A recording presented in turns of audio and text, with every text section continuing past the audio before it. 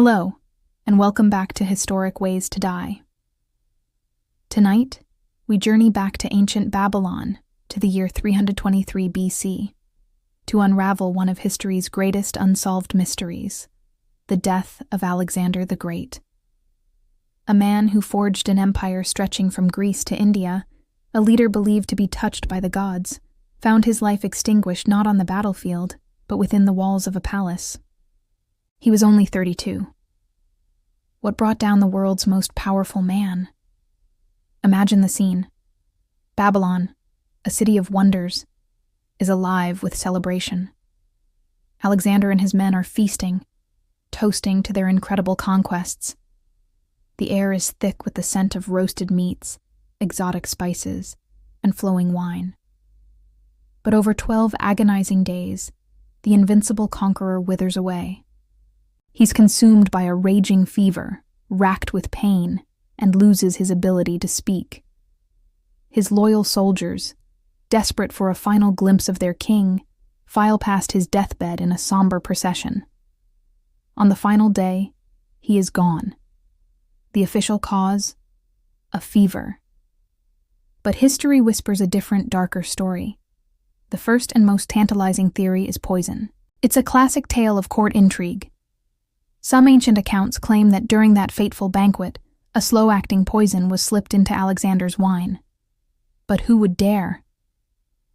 One prime suspect is Antipater, the regent Alexander had left in charge of Macedon. Alexander was planning to replace him, and Antipater, fearing for his position and his life, might have seen assassination as his only option. The theory suggests Antipater's son, Cassander, delivered the poison, perhaps concealed in a mule's hoof and served by Alexander's own cupbearer. It's a plot worthy of a Greek tragedy, filled with ambition and betrayal. While many modern historians are skeptical, arguing that the poisons of the time would have acted much faster, the shadow of a conspiracy has lingered for over 2 millennia. But what if the killer wasn't a person, but something microscopic and far more indiscriminate? Let's consider disease. Alexander's army had marched through foreign lands, exposing them to all sorts of unfamiliar pathogens. Could he have contracted a deadly illness?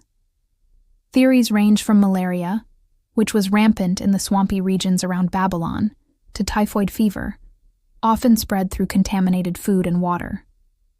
Both diseases match some of his reported symptoms, like high fever, chills, and exhaustion. Another fascinating, more recent theory points to West Nile virus, a mosquito-borne illness whose symptoms align almost perfectly with the detailed accounts of Alexander's decline, including the progressive paralysis that ultimately silenced him. In this scenario, his end wasn't a dramatic assassination, but a tragic encounter with an invisible enemy. Then there's a third possibility, a theory that combines his lifestyle with his final illness. Alexander was known for his incredible stamina, but also for his heavy drinking. Some scholars suggest that his final illness was actually acute pancreatitis, brought on by a lifetime of excessive alcohol consumption, which finally tipped over the edge during that last great feast. Or perhaps it was something else entirely. One intriguing idea is that he wasn't even truly dead when they prepared him for burial. In the ancient world, without modern medical tools, distinguishing a deep coma from death was nearly impossible. It's a chilling thought. Could Alexander the Great, the conqueror of the known world, have been conscious but paralyzed as his own funeral rites began? Poison, disease, or a tragic medical misjudgment? Each theory offers a compelling glimpse into the final days of a man who reshaped the world. His death was as dramatic and mysterious as his life was brilliant. It created a power vacuum that shattered his vast empire, scattering his legacy to the winds. The truth, like Alexander's tomb, remains lost to time, a perfect historical enigma. What do you think happened? Let us know in the comments. Thank you for joining us on this journey into the past. If you enjoyed unraveling this mystery, don't forget to like, subscribe, and hit that notification bell.